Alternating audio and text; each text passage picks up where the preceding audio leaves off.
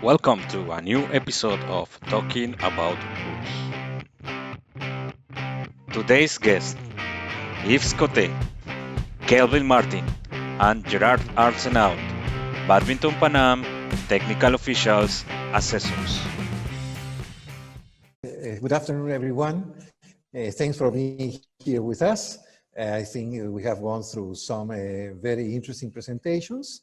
And also, I would like to mention today, before we give the floor to Ricardo and Leonardo, about our appreciation on receiving some comments from some of you during these past days. And we will take this for sure in consideration and maybe approach you maybe in the next 2-3 days so we can talk about these proposals, looking towards a second season of TAR, talking about rules, which has been very, very successful with all of you, referees, umpires, national coordinators, and that's the purpose we had at the beginning from doing this. I'm very happy to see you all here. Some of you, sometime I don't see in person, but very happy to see you taking part. And now I will give the floor to Ricardo and Leonardo so we can begin today's presentation. Thanks to all for being here with us. Hello and welcome, Kelvin and Gerard. Good evening, everybody. Good evening, everyone. Thanks for that. I'm looking forward to a good session here with you here this evening. So as Ricardo says, feel free to ask any questions that you have. Stop us anywhere along in the process, and we'll be quite happy to try to explain as best as we can to you. So good evening to all. And also, you probably have noticed that when you looked at those videos, they were in a positive gesture or approach. They were, look what is a good way. They were not showing something done in a negative way. And we are trying to build, and that is the educational approach to learning, is when you approach stuff in a positive way and show what is need to be done or a way to do something instead of showing something that is done wrong. There's many things that are done wrong, but we try to focus on a positive approach, therefore showing ways that things should be done. So keep that in mind also and keep that in mind when we are looking at those videos. Okay. So ready for the first one, Ricardo, I think, unless Yes. there's already questions. Yes, I don't know. Anybody has a question before to start? No questions? You know that if you have a question, you've said that before, Ricardo, but there's that little blue hand. When they click on participant, then they have the option of raise hand, which shows a little blue hand next to their name.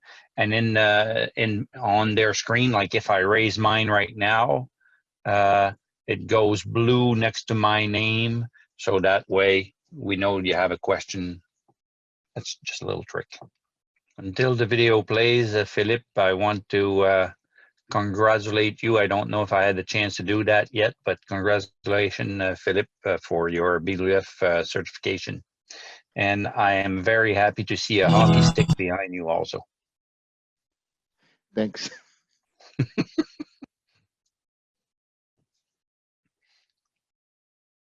And a badminton poster. Okay, yeah, okay. So can you see the video? Yes, but Okay. it's not moving. Okay, it's in pause. Okay, here is the first video.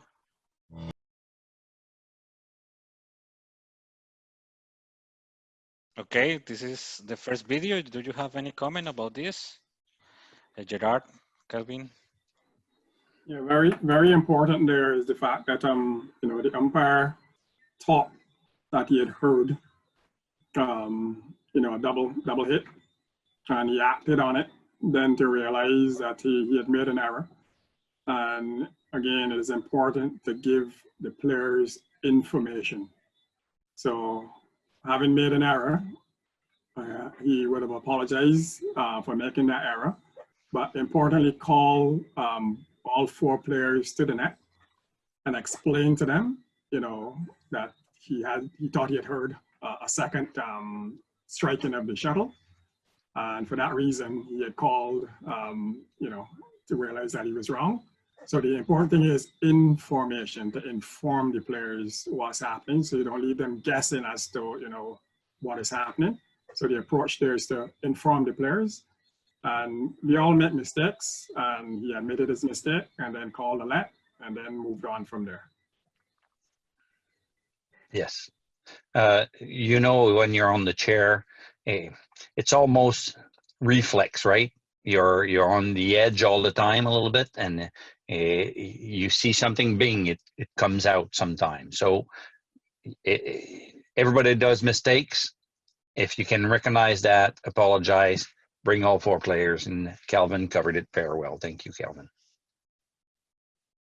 Thank you. Okay, thank you. Now we go for the second video.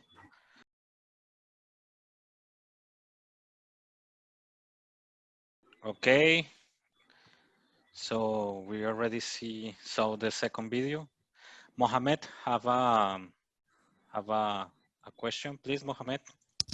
My question was about the first video. Like, I know it's like maybe it's a really mistake. Maybe if he feel that he made mistake, but actually, like when you hear like double hit, is really hard to know is like mistake or not mistake. You know, because I know he is like he see the reaction for the player, but maybe also the player is trying to to influence the umpire. So it's like for this correction is like a little bit hard to make it. I feel like. I don't know, what do you think about it, Jad or Kevin? Yeah, well, sometimes you can take a cue from both sides, right? You know, invariably when something happens, the other side knows that something has happened as well. You know, you don't want to be influenced by them, but as you said, I mean, it's a difficult call to make. You're going based on what you heard, not to be influenced by the players, but you know, once you don't see that reaction coming from the other side, then that tells you that you know, maybe you might have got it wrong. You know, so it's important as well to be aware, situational aware of what's happening around you. You know, so to be aware that is the key to it. Okay, thank you, Kelvin. Also, we have Leonardo. Leonardo, please. Leonardo Mendoza. Maybe in that situation, the service judge also can help you to make the right decision. So it's good to see that. I think he realized it because the service judge helped him at that time. It's possible. It is possible. We even watching that video, we don't see everything. You know, sometimes just a quick glance at your service judge and the service judge glancing back at you also, you're right. So, but it's a big question of feeling. So as soon as he said it, it didn't take like 5 strikes before he apologized, right? As soon as it was immediate. And I think that is what we need to take out of that video, is that he didn't wait for players to come to his chair and asking question. The decision was made quickly and efficiently.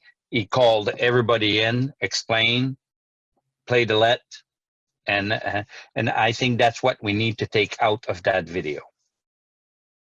Okay, thank you, Gerard. Also, Bruno has mentioned that he thinks that the whole point of the video is for us to know we can apologize. No, it's very important to know that you can sometimes say, okay, it's my mistake, so I apologize and go back to the match. No, that is very important thing. No get distracted for this.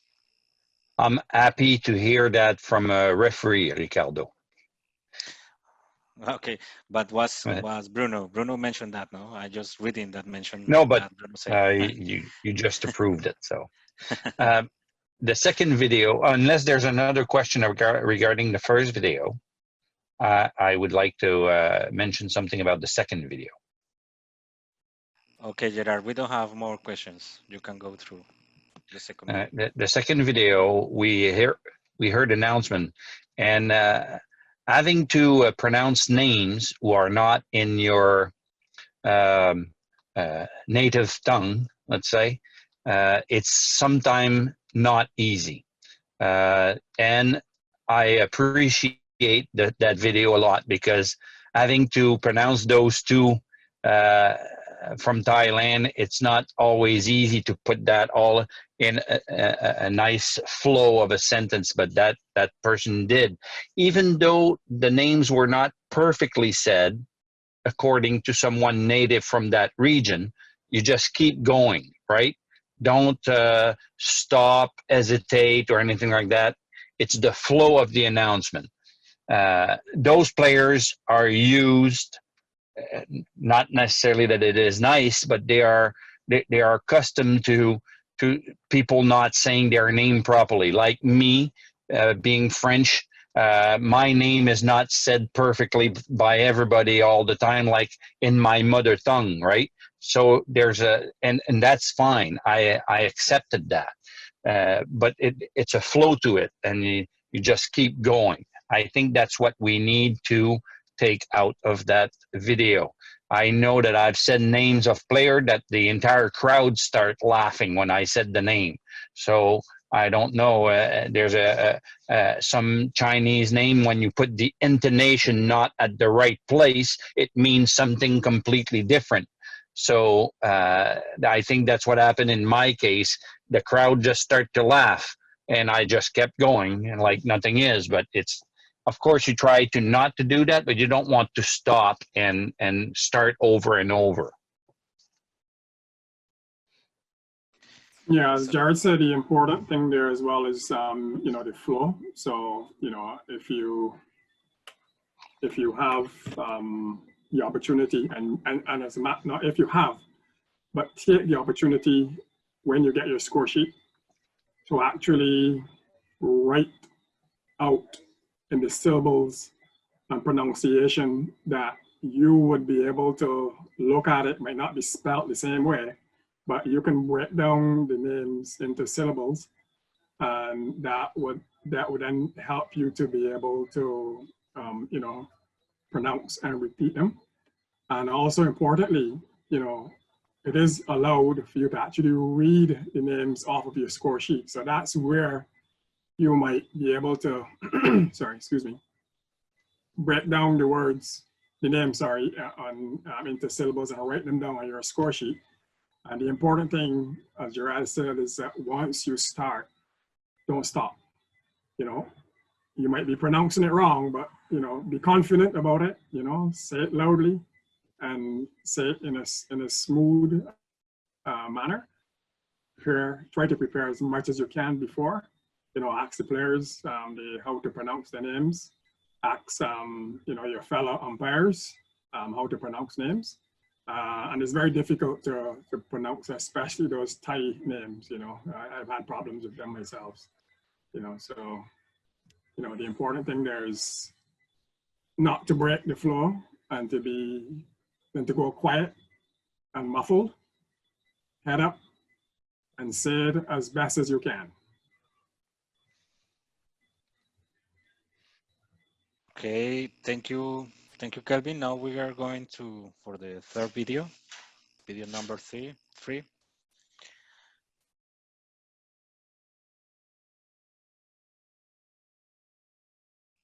Okay, the name of this video was "Firm and Confident, Call of Fault." So anyone has a comment about this?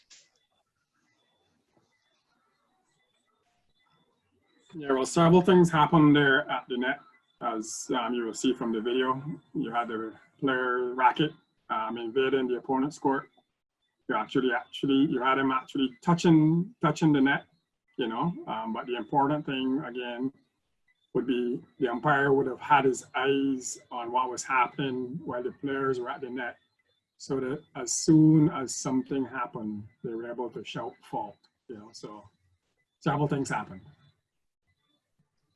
Firm call, straight when the incident happened. I think that's what I took out of a positive at this video. When it happened, loud and clear, firm. The other point Okay. too is that the shuttle's still in play, right? It hadn't touched the ground at that point. So if the player had hit the net after the shuttle hit the ground, it wouldn't be a fault.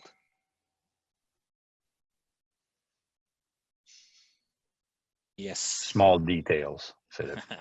Yeah, very important details also. Okay, now we go for the next video.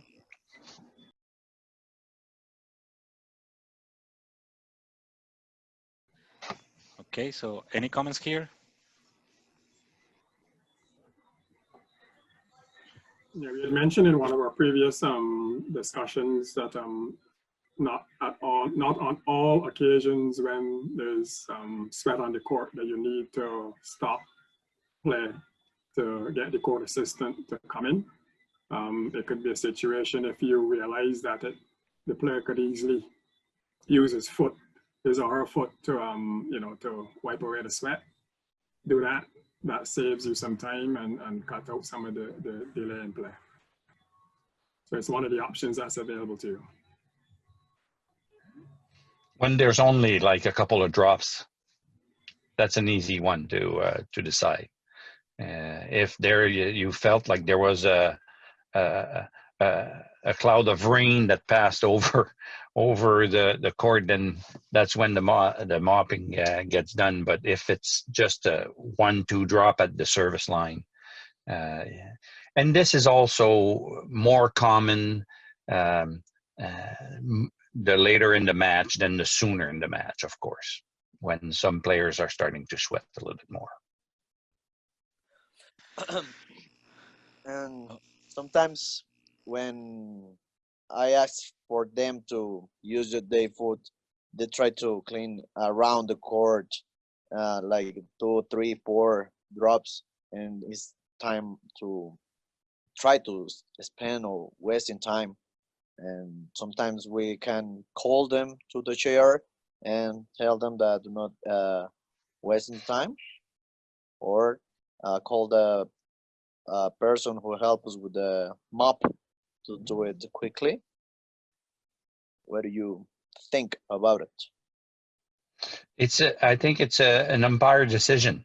If you feel you're on the chair, you see what's happening. It's just don't go from asking one thing and then asking the other. You have to make your mind and stick with it and run the train all the way, basically. So you don't want to say use your foot and then okay, no mopper come in. You know, you have to stick to your gun, basically. I don't know if that's the right expression in English, but anyway, I just said it. Yeah, but it's also important to be aware Safety. of what's happening on the court. So, if it is, as we said earlier, just a localized bit of sweat right where the player is, but if you look and you realize that the court has sweat all over and the player will go about trying to do the mopping himself, it might be worthwhile not asking him to use his foot, but to actually call for the court assistant to come to court.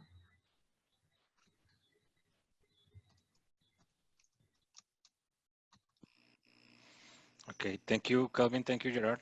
And Guillermo for your comments. Now, if there are no more comments, so we go for the next video.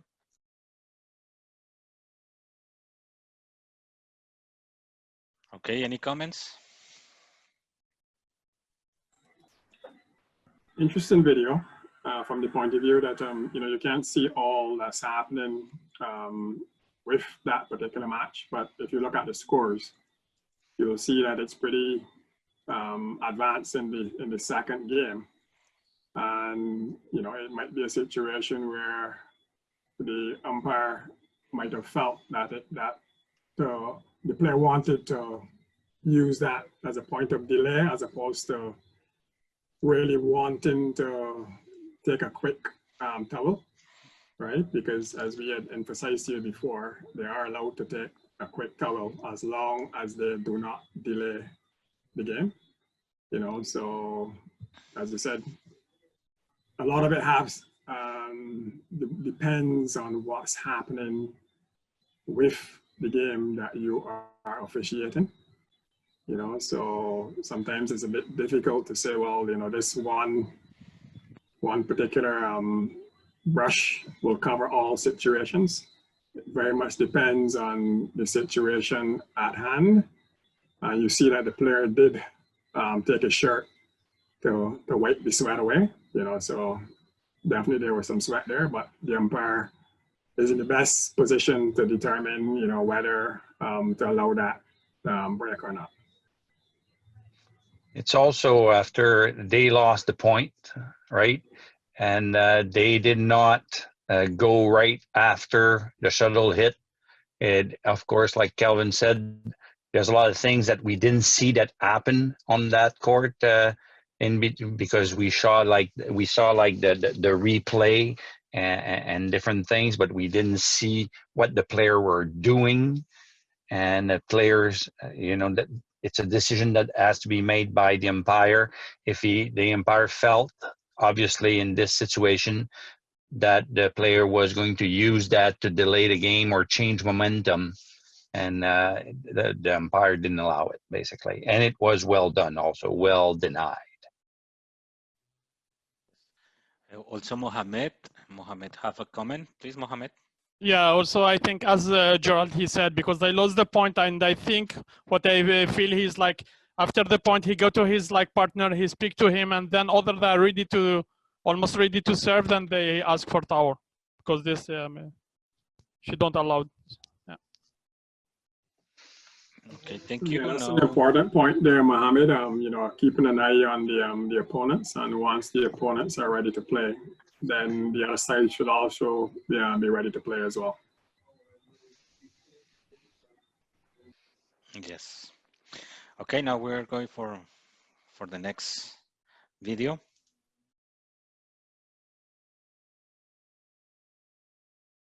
As soon as that player, you saw it in the video, as soon as that player's knees went on the floor, reaching out to get the shuttle, expect the mopping to be done. You know, they're running around. He's sweating. As soon as his knee touched the floor, I expect the moppers to come on shortly after that, because you can see probably very easily from the umpire's point of view that the mat is wet at that point, and that's when, as soon as you see a player touch the floor with a knee, or you know what I mean, fall a little bit, being expected. Okay, thank you, Gerard. Any other comment, Kelvin, or some of you guys? Yeah, well, again, just situation awareness. Player touches the court, you could expect to get some wetness there, so be aware. Okay, video number 7. Too clear. Yes. Okay, now next video then. Look for one exciting, or the exciting one. Oh, Leonardo had a question, I think, before you go. His hand is up. Yes, Leonardo have a question. Okay, Leonardo, please. Just a comment. The umpire and the so-called the moppers, it's one of my heroes. That's all.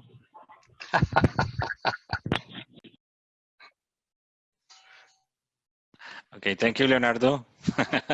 Now we go for the next video.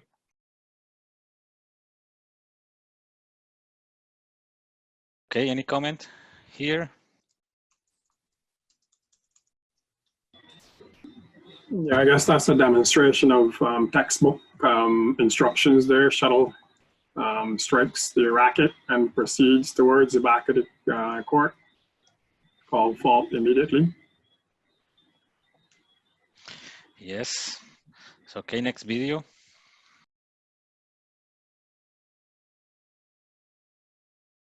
Okay, any comments? The umpire didn't call the fault.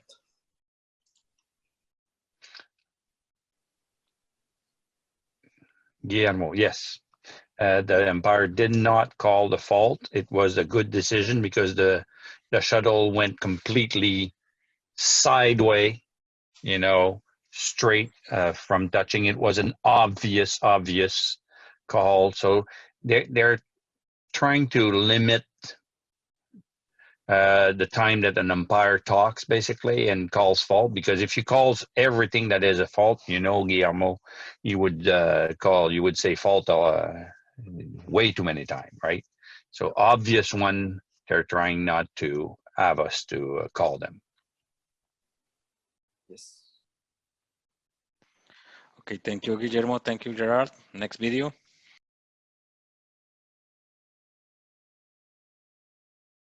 Okay, comments?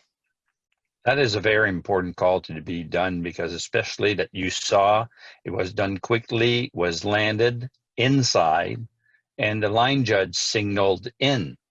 So to prevent confusion, that's when a fault need to be called very quickly. That was a nice way to show us the importance of being of calling it as quickly as it happened to prevent confusions. Okay, thank you, Gerard. Okay, next video.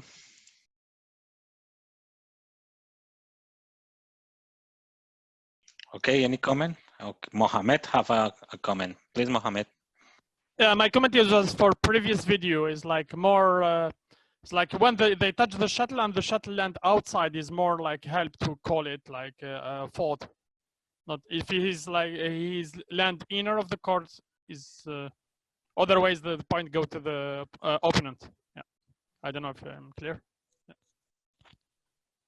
Like this video that we just saw, basically. Yeah, exactly. Yeah, I didn't understand his call. Like, why did he call fault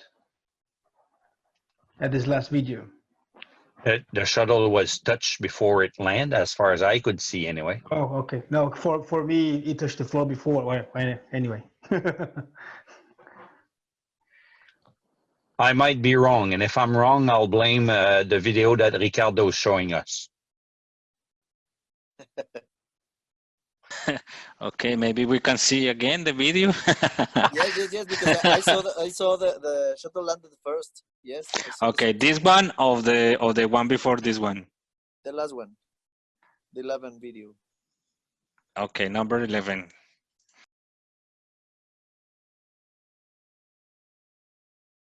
In the second part of the video, we don't see it when it touched the racket. In the first part of the video, I think anyway, that the shuttle nicked the racket before it went to the floor. In the first part of the video, not in the replay, basically. In the replay, we didn't see that part, like the camera was off a little bit. So that's why we don't see it well in the replay. We see it better in the real time, I guess, if we can call it like that. Yeah, So difficult it's to the tell same exactly. situation.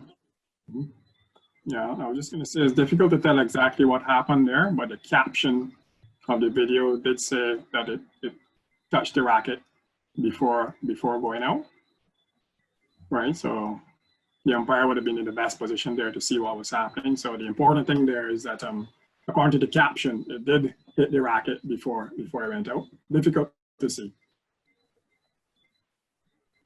Go ahead, Guillermo. Yeah, it's almost the same situation of the previous video. Touched the shuttle and landed out. Isn't it? Yeah, because if you remember what the rules say that you don't call the obvious faults, but Yes. you know, you call the faults where the shuttle hits the racket and proceeds to the back of the court, or in a situation where you know you want to establish yes that a fault did occur. You know, those then would be the few exceptions where you will actually make an announcement of what could be seen as an obvious fault. Yeah. I was talking about the doubles when the line judge called in. It was previous touch of the shuttle, isn't it? Yes. Yes, it's almost the same. Yes. the Instead, this shuttle one, before it landing. landed out. Yep.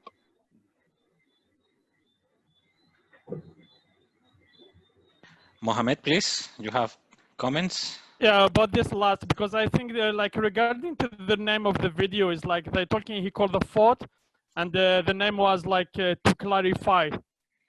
Is maybe like, you know what, you see at the end of the rally, the shuttle is really like landed inner, but the shuttle after when she touches, she's go up. Just maybe you see, and he waited, the umpire wait, and then because the shuttle was outside at the end, because this may be just, and the like regarding to the names, like to clarify, then he called like fault for maybe people he see from far, maybe they understood this maybe fault happening, I guess. Me, it's telling me that this umpire wanted to be clear that there's no confusion, basically. So to prevent the confusion, that's where a fault. I know they want us to call as less as possible, you know, or obvious one, but this obviously was not a obvious one. So therefore, the fault should have was the right thing to call a fault here for me. Okay, thank you. Now we go for the next video.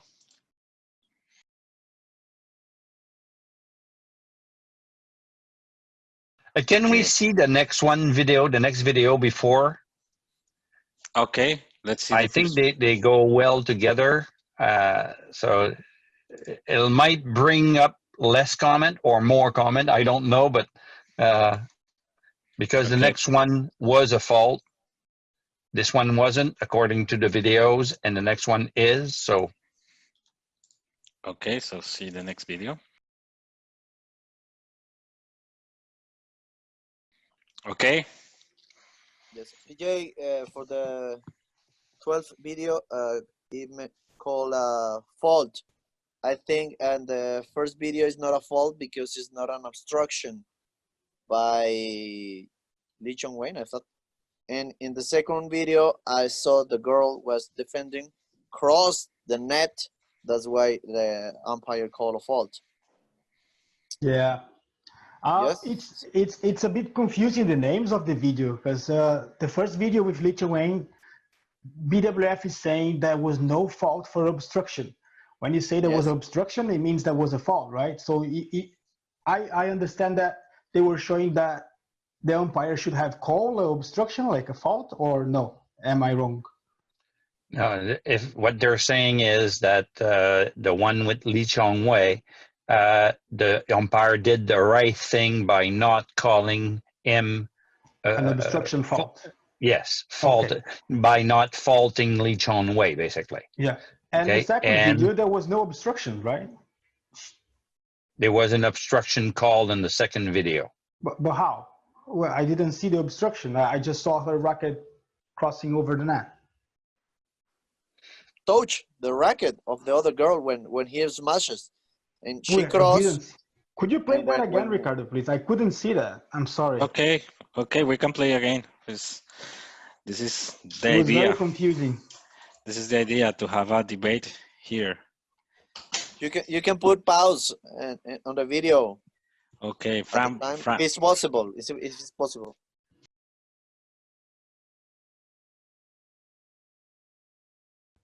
The girl of yellow screamed when he heard the crash. The shuttle has passed and they didn't touch racket. There was no obstruction.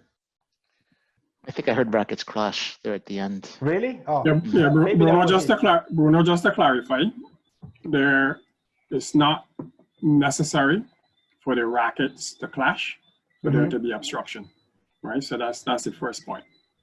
If the rackets do clash, you will see in one of the other videos there, then it's obvious, right? But the point that we are trying to make, you will see that most of the time when the player makes a weak net return, essentially they're saying you do that, you literally give up the point, because the opponent then has the option of then being able to kill that weak net return. So the minute you actually then put your racket up, that's where the potential obstruction happens. right? So having played the young lady in yellow, having played that weak net return, she basically had lost the pointers for all intents and purposes, because then having raised her racket, hoping that you know, the racket will then bounce off to go over on the opponent's side, that's where the fault occurred. So no need to wait for the rackets to actually clash. Invaded. Yeah, That did happen. I saw That happened invasion. again. Yeah, that's the only thing I saw actually. Yeah, but I think the more important point is on the last one. The racket was up before the player hit the shot. You already had it up in front of the shuttle, right? Whereas Lee Chong-wei didn't put the racket up until the other player hit the shot, and then he put his racket up. So the other player was You allowed took- to make a shot, and he put the racket up. You took the word right out of my mouth, Philip. That's, for me, that's the big difference. Lee Chong-wei waited there and rose his racket when the guy had established the shot that he was going to make. In the second one, that girl was there already at the net with the racket up, even when the other player was still moving toward the net, the shuttle. So that's a big difference for me in this case, anyway. Mohammed, And please. it's a little bit of a discretion of the umpire, how the umpire sees it also, right? Yeah. Also, what I want to add also for Guillermo, also no need to the shuttle like cross the net. Even like you stop there, you wait there is already fault. Yeah. Yes. Yeah. Okay, so we are clear, and everybody now have the same idea of this at this point. Yes. Okay. So we go for the next video.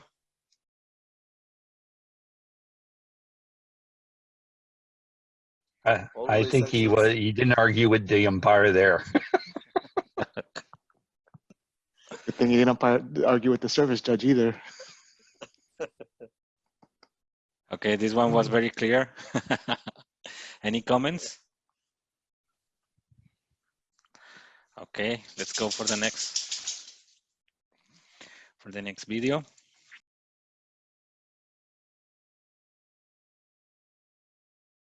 Any comments? Nope. Was the same, very clear video. Well, I've seen a lot of times when the umpire will call it when the shuttle hits the net and makes the net move. So have to be careful about that. Okay, Mohammed, please. What we can see also for this video, the like eye contact between the umpire and the service judge, and the service judge, right, he knocked his head like yes, like to confirm the umpire. Yeah. It's good also to use your service judge. Yeah, Mohammed brings a good point. Every time you are on the chair and you do a call as an umpire, always look at your service judge also, a little glance, and to help you confirm or not or whatever, you know, but communicate with your service judge visually every time you do a call is a good habit to have. Okay, thank you. From that video as well, the reaction of the opponents, because they obviously saw that the net was struck as well.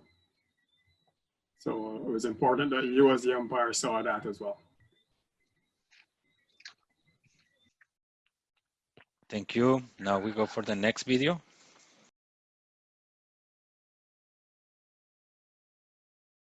Okay, any comments here?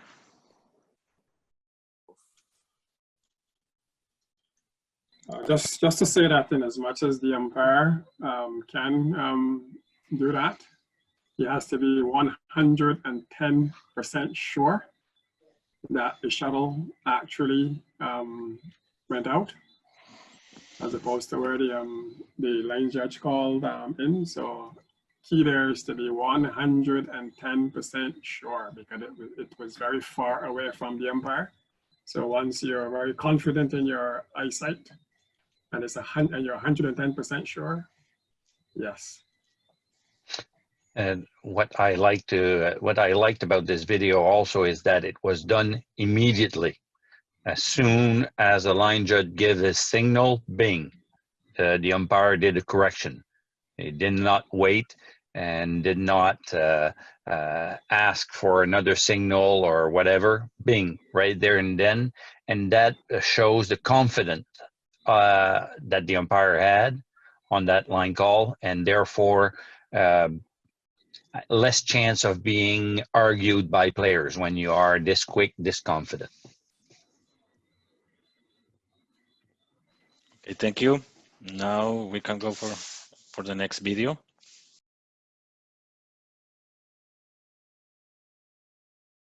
Okay, any comments here?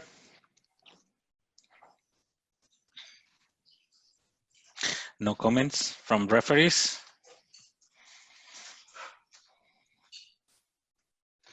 Okay, let's go for the next video. I just have also is a question, a doubt that we have as a referees. We are in charge of the tournament now, and some cases that these kind of issues are good for us to know and also try to help them. But in some cases and in some specific regions, if you put the hand in that kind of reparations, maybe at the end they will point you if something happens, no? Because was the referee who repaired the carpet. So we have to be very careful with that, and also support with the guys who are there to correct this kind of situations. No, it's just a comment that we have to be very careful with this. Okay, we go for the next video.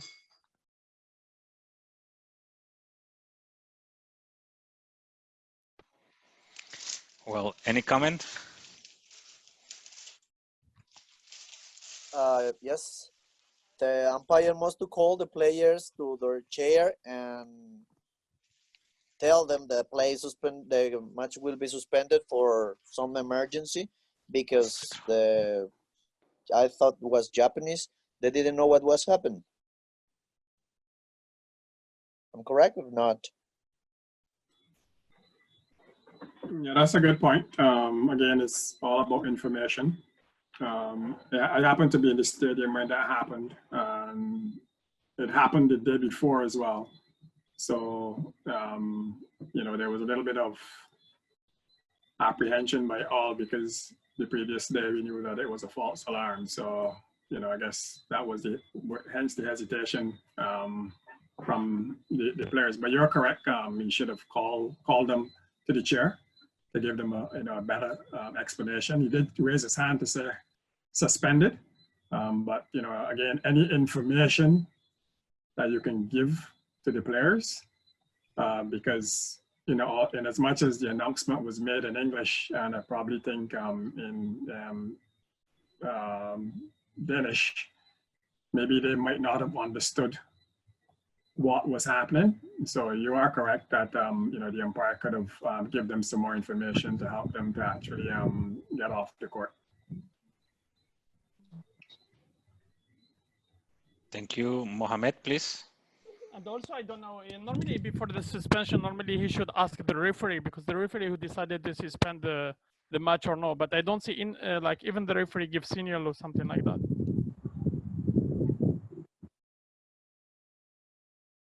Yeah, as I mentioned, the situation had occurred the day before, you know, so, you know, once the PA asks you to leave the building, and we all actually ended up going outside of the building for a few minutes before, you know, being asked, the all clear was then given to come back in, you know, so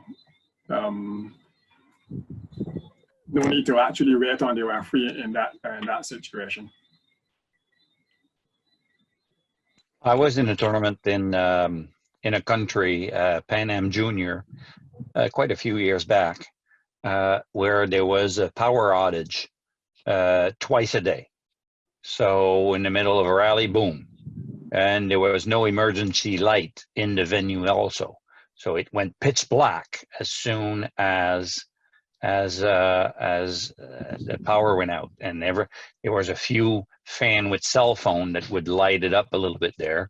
But after a couple of days, like Kelvin said, when it happened the first day, of course, we waited for, although it was obvious, but we still waited for the referee.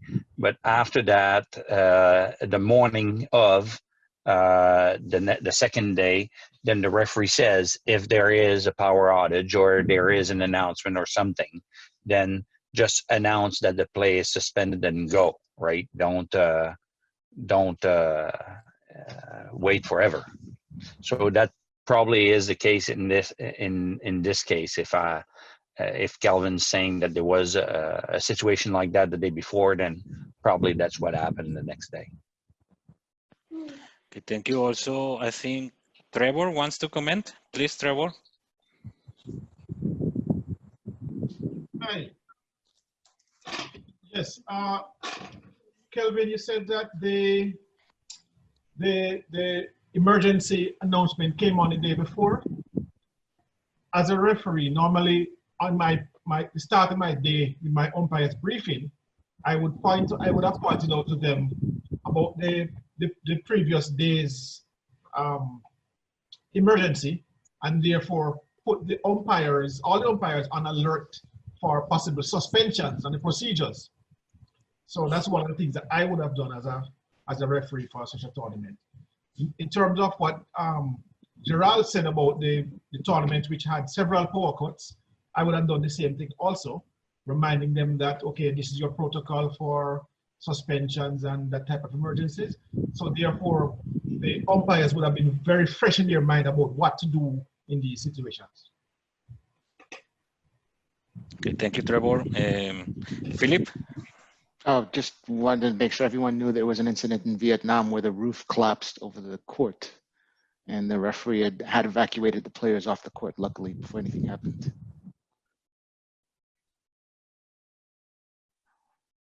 Yes, thank you, Philip. So any other comments? Okay, we can go for the next video.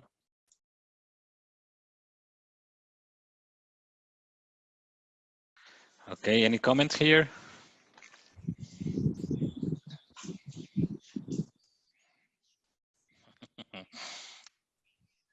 Okay, we don't have any comments, so we can go for the next video. Okay, Mohamed.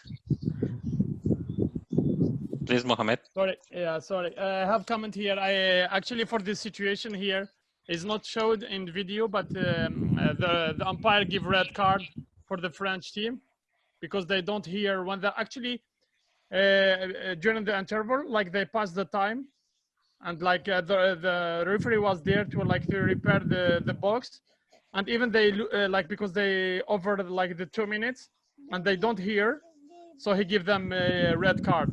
Just I want to mention that, like, if you see the referee is there and like they working, even they pass the time, don't take charge because the referee was there. So it's like normally it's charge. The referee was in charge of the court that time. This is my comment. Okay, thank you. Thank you, Mohamed. Any other comment? Okay, no comments. So we go for the next video.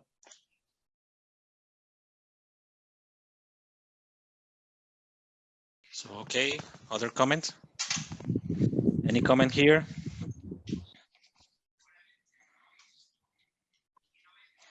No comments.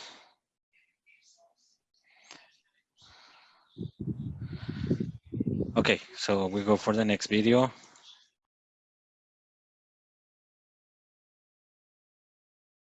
Comments? Any comments here? Server says used the wrong hand. He raised his left hand instead of his right hand. Okay, any other comment? Mohamed, That's because please. it was on that side of the court, Philip. Oh. Actually, okay. because this she doesn't understand, she wants explanation. But just I want to add, like I see the umpire, what he said when he called fault, he called fault. Maybe just explain to her it's too high and that's it. Like not more explanation. It's too high and go to play. Yeah, the video was old.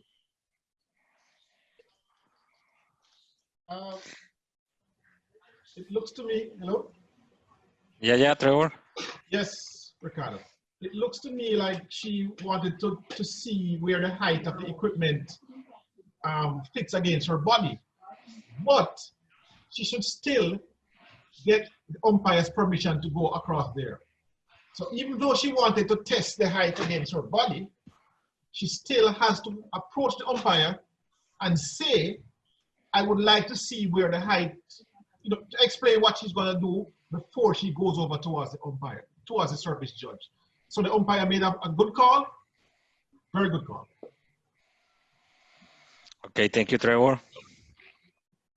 So we can go for the next video then.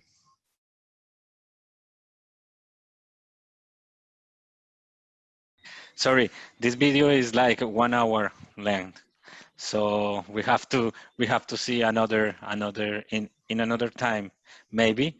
So because it's already 1 hour and 20 minutes of meeting, and now we have the pleasure to have Bishu. Bishu, our Badminton Pan Am president, has joined to the call. So I think we are going to finish this meeting, and also I invite Bishu to give us some words. Please, Bishu. Good evening, all. Sorry I'm joining you late, but I had some other commitments and just getting a chance. I'm very happy to see you all. I can recognize some of the faces. Yep, Mexico, I see Jamaica, I see Canada, Trinidad. I was trying to see if I can see everyone on. Is this Brazil? Right. There's Kevin also. But I just want to wish you all, hoping that you're all safe, keeping safe in COVID, and that all our sessions have been good. At least we have found a way to keep each other's company. I must thank the Pan Am team and all of you technical officials, all you guys who have come together to make this series a success. So in Pan Am, we consider our community of players, coaches, technical officials as very, very important to us and to the game. And I think you all know, without the technical officials, the best of players, we won't necessarily have the best of game. So you guys play a tremendous role in our badminton community. At this difficult time, we make an effort, first of all, that you all remain safe, continue to remain safe. I'm in Jamaica and we're still having our challenges. The office in Peru is just blowing up. Still no borders are open. We know in Ecuador what's going on. We know what's going on in the Pan Am circuit. Things are not the best. And it's going to take a long time before we get back to being normal. I don't know what normal is going to be. Next year, this time, hopefully we'll all be back on the court and doing what we love. So it's my wish that you and your family remain safe.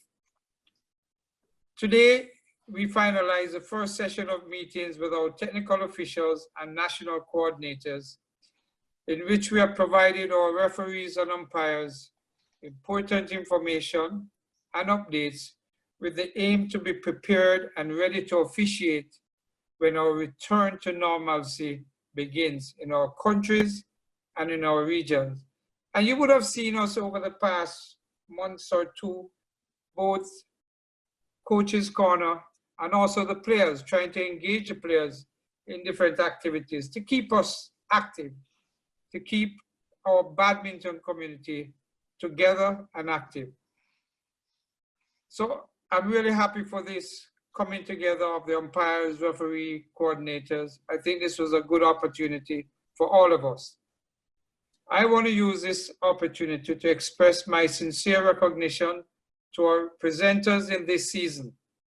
Yves Coates, referee, Jeff Bell, referee for Para Badminton, Kelvin Martin from the umpires, and of course, I can't leave out my good friend Gerard Arsenault, umpire, for their time, dedication in preparing these sessions, which proved very useful to all attending. lastly, but not the least, for the office, to our office, the staff team with Ricardo and Leonardo for organizing and coordinating. I want to say a big thank you to all of you. And you know what would have happened if this was face-to-face, if you're all either in Peru or somewhere? At the end of today, we'd all go out and celebrate, have a nice dinner, have some wine, we all chat, and we'll have a good time. So I hope you guys won. Next time we get together, I promise you, we will get together and we'll fellowship the way we should fellowship and not just talking. So from me, I just want to say thank you, thank you, thank you all for participating and for being a part of the badminton family. Not much more for me to say. I'm not going to stay long with you guys. I know you have more you want to talk about, but I'm really, really happy to see you guys, and you know, just keep going at it. There will be more. This is a new norm for us, virtual platform. But I'm looking forward to us getting back on the court next year. We have our Pan Am Team Championships, our Pan Am Individual Championships. We have our Pan Am Juniors. Of course, there's Olympics next year. So there's a lot of activities along with our tournament calendar. So I ask you all, keep fit. You can stay home and be fit, but keep the mind occupied, eh? Keep the mind occupied. And I see that, Trevor. And I see the beard, and I see a lot of us growing here now. Mine is still up. Gerard, I see you trying to grow some, but it's still to come. But just stay fit, guys, and you know, stay safe. More than anything else, stay safe. I don't know if there's anything any of you guys would like to say, questions. Ricardo is the guy who asks the questions, not me. I'll listen. Thank you, Ishu, for your words. Also, thank you for everybody. This has been 10 meetings until today for our first season of this talking about rules. We hope you have enjoyed this activity, and also we're going to start the second season in 3 weeks. We are trying to improve according with your comments, and I don't know, maybe some works from Kelvin and Gerard to close the session. If you want also, some of you wants to say something, we really appreciate it. So Gerard, please, Kelvin. I'll just want to thank everybody for taking part. It was a pleasure for me. It keeps us fresh. I like the new phase that add up along the weeks, and really, Vishu, that these were nice words. We hope to see a lot of those peoples next to a court sooner than later, but most of all, safe. So that's why we are where we are now. And as soon as this is a safe venue to play in, I'm sure we all want to be part of it for sure. Thank you, Gerard. Okay, just want to say it's for me, it's been a pleasure to be able to spend some time here with our Pan Am POs over the last couple of weeks. And I want to say a big thank you to Pan Am for making and creating this opportunity for us, for Gerard and myself, to be able to share the information here with you.